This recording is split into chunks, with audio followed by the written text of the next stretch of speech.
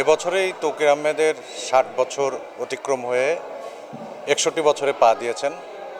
তো আমাদের প্রিয় শিল্পী যিনি অভিনয় করেন, একাধারে উনি মঞ্চে অভিনয় করেছেন, টেলিভিশনে চলচ্চিত্রে, পাশাপাশি মঞ্চ নাটক লিখেছেন, নির্দেশনা দিয়েছেন, টেলিভিশন নাটক লিখেছেন, নির্দেশনা দিয়েছেন, ৭টি চলচ্চিত্র উনি নির্মাণ করেছেন।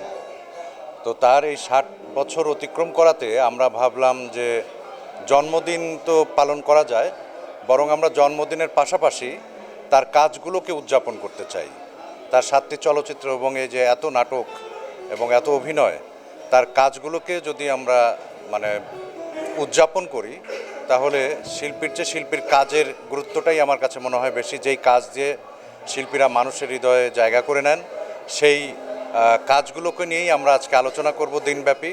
সকালে থাকছে সেমিনার, তারপরে অজ্ঞাতনামার প্রদর্শনী, তারপরে সর্বশেষে রাত্রে তীর্থযাত্রী মঞ্চনাটকের প্রদর্শনী।